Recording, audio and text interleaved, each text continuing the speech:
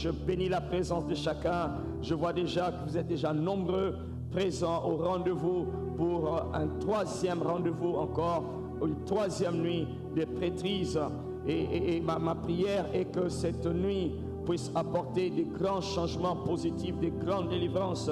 Des portes de délivrance ont été ouvertes hier, ont été prophétiquement ouvertes hier dans nos vies personnelles, dans nos familles, dans l'espace où Dieu nous a donné un pouvoir de droit, un pouvoir légal, un pouvoir juridictionnel. Et nous croyons, Dieu, que les choses sont en train de continuer à se produire. Nous avons déjà commencé à recevoir des témoignages. Je me rappelle encore cette maman qui nous a envoyé son témoignage ce matin, très tôt matin. Elle a envoyé son témoignage sur l'acte de prêtrise que nous avons posé dans la première nuit. Cet acte qui consistait à lever les yeux simplement. Lever les yeux, c'est un acte qui peut paraître anodin ou bien banal. On m'a dit que pasteur, tu utilises trop de gros mots. Anodin, les gens n'ont pas compris ce que veut dire. Anodin veut dire banal. Ça veut dire, ça peut être un acte banal, un acte dérisoire, un acte qui ne veut rien dire. Parce que tu lèves tes yeux. À chaque moment, tu lèves tes yeux le matin pour regarder si le soleil est là, s'il y a les étoiles. Tu lèves tes yeux vers le ciel pour voir s'il y a les nuages. Ça peut être un acte banal. Mais nous sommes en train de comprendre qu'en tant que prêtre, lorsque vous assumez, lorsque tu acceptes ton rôle de prêtre, ton rôle de sacrificateur, je suis en train de donner plusieurs mots pour aider plusieurs personnes à comprendre, parce que je ne vois pas d'autres mots dans les Écritures. Prêtre, ça veut dire sacrificateur. Sacrificateur, ça veut dire, c'est pas seulement serviteur de Dieu. Il y en a qui ont dit, mais pourquoi tu n'utilises pas le mot serviteur de Dieu? Parce que justement c'est différent. Serviteur de Dieu, c'est compris dans la prêtrise, c'est compris dedans. Mais tout serviteur n'est pas prêtre. Tout serviteur n'est pas sacrificateur, mais tout sacrificateur est prêtre. Voilà pourquoi on ne peut pas utiliser le mot prêtre, on ne peut pas utiliser le mot serviteur simplement. Voyez, parce que si c'est serviteur, voyez, vous savez, est-ce que quand on dit l'Éternel désarmé, ça veut dire que même les oiseaux sont des serviteurs de Dieu, même les moustiques sont des serviteurs, même les fourmis, ils font partie de l'armée de Dieu, les corbeaux font partie de l'armée de Dieu. Il peut les appeler et les envoyer en mission quand il veut.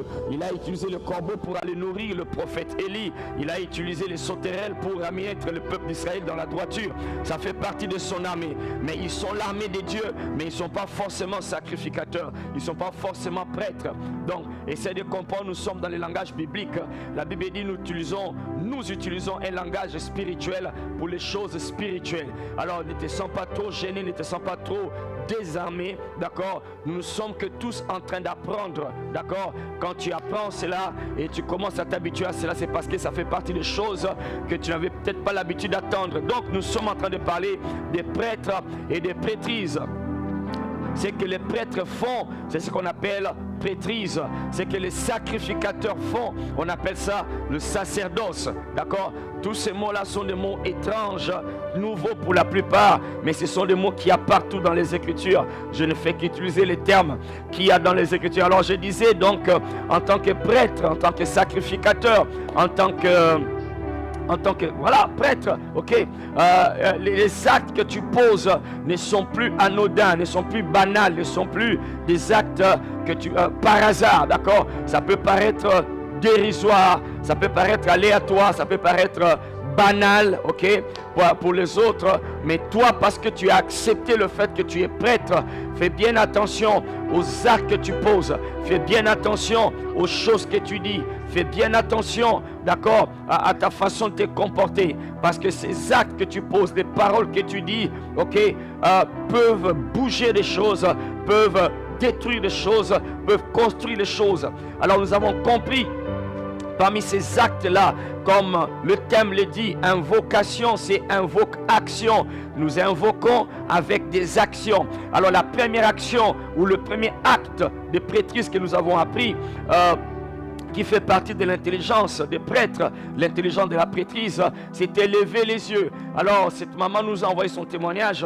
Elle travaille quelque part et depuis un temps, elle subit ce qu'on appelle généralement dans les jargons chrétiens des combats inexpliqués, d'accord? C'est-à-dire qu'elle a toujours des problèmes avec ses responsables qui cherchent à mettre les bâtons dans les roues, surtout son collaborateur direct, d'accord? Qui crée toujours des problèmes, vouloir mal la représenter auprès des chefs et tout cela, jusqu'au point de changer les rapports qu'elle a soumis. Le monsieur-là va changer cela, ok, en écrivant autre chose. Comme ça, quand elle va soumettre, elle va avoir des problèmes. Alors, elle dit aussi que là où elle travaille, tout le monde est dans l'occultisme. La plupart des gens